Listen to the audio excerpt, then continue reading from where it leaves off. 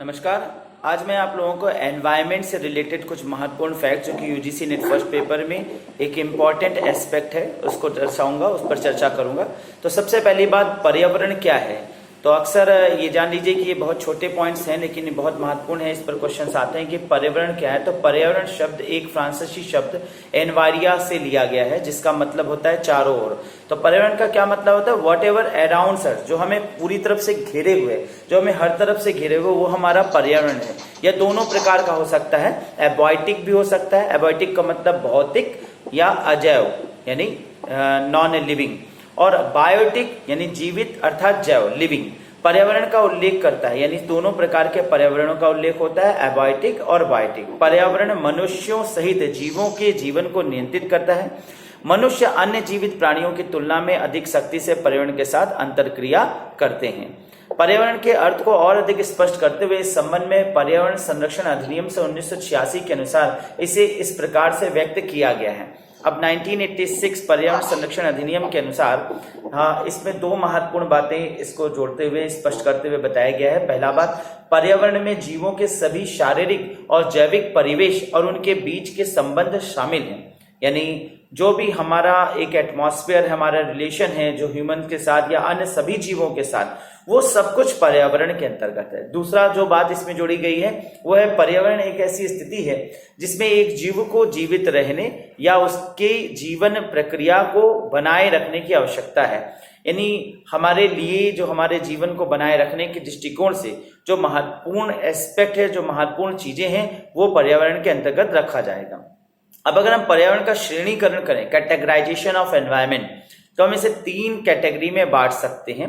लेकिन अगर हम इसको कहें कि इसके घटकों की, तो घटक चार हैं: वायुमंडल, जलमंडल, लिथोस्फीयर, जीवमंडल, जिसको हम कह सकते हैं एटमॉस्फेयर, हाइड्रोस्फीयर, लिथोस्फीयर, बायोस्फीयर। लेकिन अगर हम श्रेणियों में बात करें तो तीन प्रकार की श्रेणियां यहाँ पर निर्मित होती हैं। पहला है भौतिक पर्यावरण, फिजिकल एनवायरनमेंट। यह सभी अजैविक कारक या तापमान, हल्की वर्षा, मिट्टी, खनिज आदि जैसी स्थितियों को संदर्भित करता है। इसमें वायुमंडल, लिथोस्फीयर और जलमंडल शामिल है। जैविक पर्यावरण की यानी बात करें तो बायोटिक एनवायरनमेंट, इसमें सभी जैविक कारक या पौधे, पशुओं, सूक्ष्म जीवों जैसे जीवित रूप शामिल हैं। It includes all biotic factors और living forms like plants, animals, microorganism. लेकिन ये माना कि हमारे ये फिजिकल और बायोटिक हमें दिखाई देता है, लेकिन एक और एस्पेक्ट है जो कि इसका एक महत्वपूर्ण कहा जाए तो श्रेणी हो सकता है, और वो है सामाजिक व सांस्कृतिक पर्यावरण। अब सामाजिक और सांस्कृतिक पर्यावरण यानी जिस पर्यावरण में हम रहते हैं, यानी जिस पर्यावरण का निर्माण मानव ने किया, इसीलिए इसे कई बार मानव निर्मित पर्यावरण भी कहते हैं। इस पक्ष में मानव द्वारा निर्मित या संचालित की जा रही गतिविधियों का संकलन किया जाता है। तो मानव द्वारा जो भी इसके अंतर्गत किया गया, मानव द्वारा जो भी एटमॉस्फेयर निर्मित किया जाए, अब उसकी संस्कृतियों से रिलेटेड हो सकता है, कल्चर से रिलेटेड हो सकता है। कल्चर क्या है, संस्कृति क्या है? मैं इस पर आपसे प्रश्न करना चाहूंगा, क्योंकि जनरली जो बच्चों को मैंने पहले बताया तो बता ही सकते हैं। रुचि, आप बताइए कि कल्चर क्या होता है? What is culture? Explain what is culture.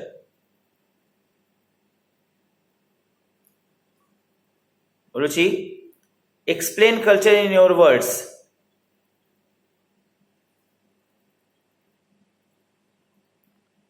Are you getting my voice?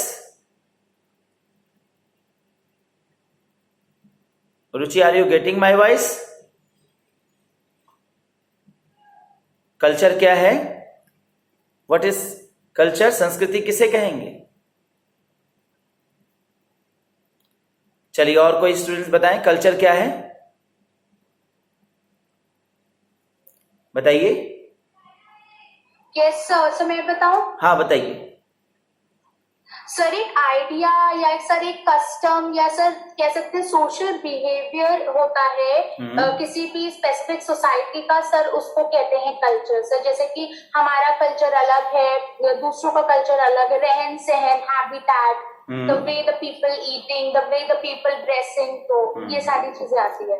Okay, और बताइए और कोई स्टूडेंट्स, जैसा मैंने बताया है पहले आपको कल्चर की एक लाइन की डेफिनेशन।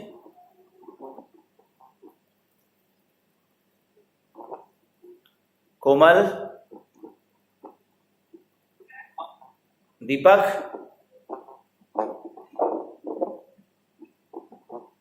कुछ बोलिए आप।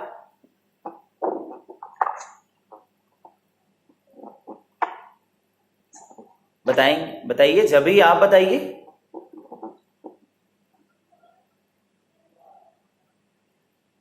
रिस्पॉन्स देते चलिए, आप अपने उत्तर को बताते चलिए।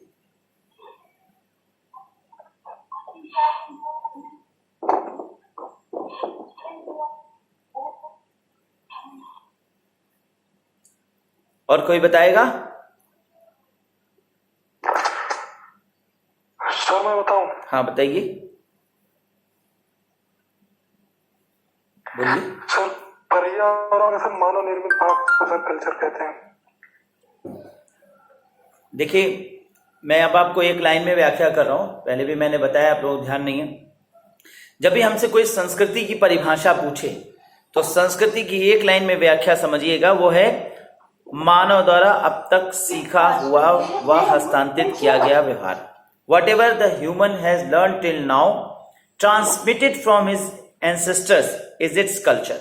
कल्चर क्या है? वो सब कुछ जो मानव ने अब तक सीखा है और अपने पूर्वजों द्वारा उसे प्राप्त करके अपने आने वाली संतति को हस्तांतरित किया है। तो जब से मनुष्य इस सृष्टि में आया, उसके आने से अब तक जो भी उसने सीखा वो संस्कृति है। समग्र रूप से कहा जाए वो संस्कृति है। अब वो हमारे पहनावे को देखें तो वो भी संस्कृति का एक पार्ट है। हमारे वो वस्तुएं जिसे हम छू सकते हैं, देख सकते हैं, उसे हम फिजिकल कल्चर कह सकते हैं, भौतिक संस्कृति।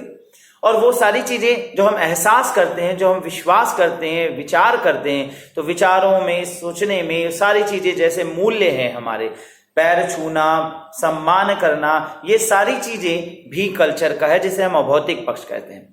यहाँ पे कल्चर के विषय में एक बात और बता देते हैं। कल्चर के भौतिक और अभौतिक पक्षों में जो डिफरेंस होता है, यानी कि कल्चर के भौतिक पक्ष और भौतिक पक्ष में देखा जाए तो भौतिक पक्ष बड़ी तीव्र गति से, यानी फिजिकल एस्पेक्ट बड़ी तीव्र गति से भागता है, जबकि अभौतिक पक्ष मंद गति से चल रहा होता है। अभौतिक पक्ष स्लो गति से, काफी कहा जाए विकास में इसमें समय लगता है और टाइम लेता है अभौतिक पक्ष। तो जो भौतिक पक्ष तीव्र गति से चलता है, अभौतिक पक्ष मंद गति से चलता है। इसकी वजह से देखा जाए तो जो भौतिक पक्ष है वो आगे निकल जाता है और भौतिक पक्ष पीछे रह जाता है। तो इस अवधारणा को एक पश्च नाम से, यानी लैकनेस कहा जाता है, जिसे कल्चरल लैग कहा गया है। क्या कहा गया है? Cultural lag. तो यहां पर मैंने आपको बताया संस्कृति के दो पक्ष, और उसके अकॉर्डिंग एक है कल्चर, एक है भौतिक पक्ष और एक है अभौतिक पक्ष, जिसमें एक पक्ष पिछड़ जाता है और दूसरा पक्ष आगे निकल जाता है। इसलिए यहां पे इसको कहा जाएगा कल्चरल लैग। ठीक है, क्लियर? सो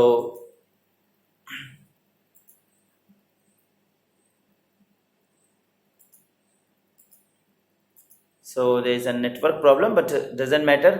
मैं आपको यहाँ पे इसीलिए रिकॉर्डिंग करता चल रहा हूँ, क्लास का रिकॉर्डिंग हो रहा है। मैं शाम तक इसको आपको सेंड कर दूंगा। So if you have any problem you can solve it. Again, I am joining you all.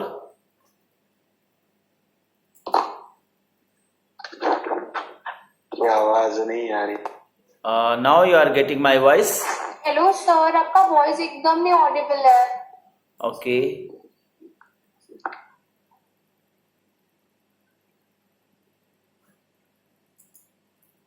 Sir even screen भी नहीं विजिबल है sir.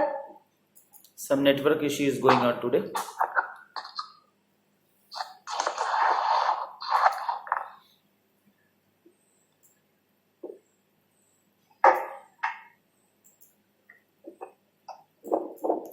You are visualizing the screen. Screen आपको दिख रहा है?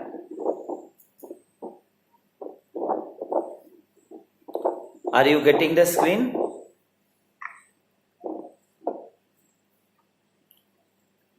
Are you visualizing?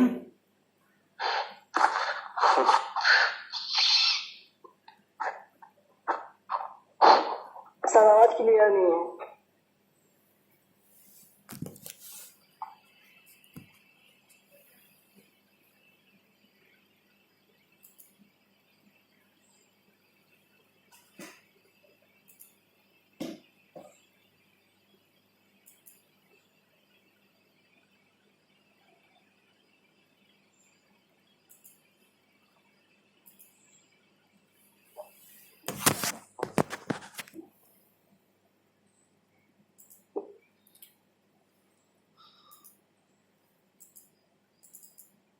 अब आपको आवाज भी क्लियर होगा और आपको स्क्रीन भी दिख रहा होगा।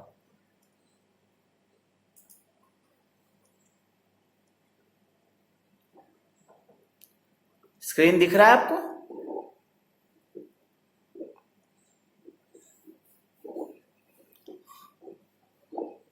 Hello students, are you getting my voice? Yes sir, but still थोड़ी Yes, सी sir. कट रही है सर आवाज। Today some network issues.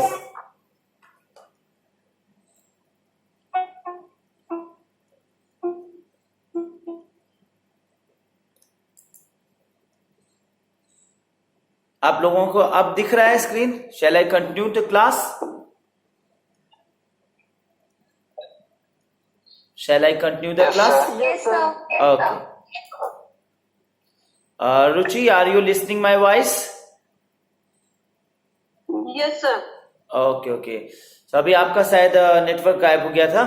मैंने यहाँ कल्चर के विषय में बताया। मैंने प्रश्न किया था आपसे कल्चर क्या है, तो आपने मेरी आवाज को सुना था?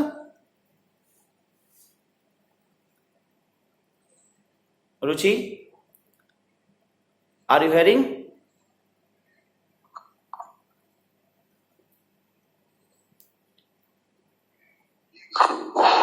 नहीं यस सर, सर एक लाइन सर सुनी थी। नहीं सर। अच्छा अच्छा अच्छा, मैं फिर से बता देता हूं। कल्चर एक लाइन में अगर व्याख्या की जाए, सिर्फ एक ही लाइन काफी है, और वो ये है कि whatever the human has learn till now, मानव ने इस सृष्टि में आने के बाद से जो भी आज तक सीखा है वो उसकी संस्कृति है। What ever he have learn till now transmitted from his ancestors, inherited from his ancestors, अपने पूर्वजों द्वारा जो उसको हस्तांतरित होता आया वो उसकी संस्कृति कही जाएगी। क्लियर? बात समझ में आया? Okay, alright. सर आर्थिक सामाजिक कर सकते हैं इसमें? हर चीज आ जाएगा। मैंने जो आपको परिभाषा भी बताई वो समग्र है। समग्र का मतलब टोटल, जिसके अंतर्गत हमने हर बात रख दी। जो भी अब तक उसने सीखा, whatever we have learn till now, तो उसमें आर्थिक है, सामाजिक है, व्यवहारिक है, सभी प्रकार के एस्पेक्ट आ जाएंगे। और उसने जो भी सीखा उसको हस्तांतरित किया, वो उसके इस प्रकार से देखें तो वो सब कुछ उसके एक प्रकार से संस्कृति का निर्माण करता है। और इस संस्कृति को जो उसने बनाया, इस माहौल को उसने निर्मित किया, जिसमें उसने रिलेशंस को निर्मित किया, हमारे आपके बीच में मूल्यों और सिद्धांतों का निर्माण किया, तो मूल्य, सिद्धांत, संस्कृतियां, ये सब कुछ इसका पक्ष है, इसका एस्पेक्ट माना जाएगा।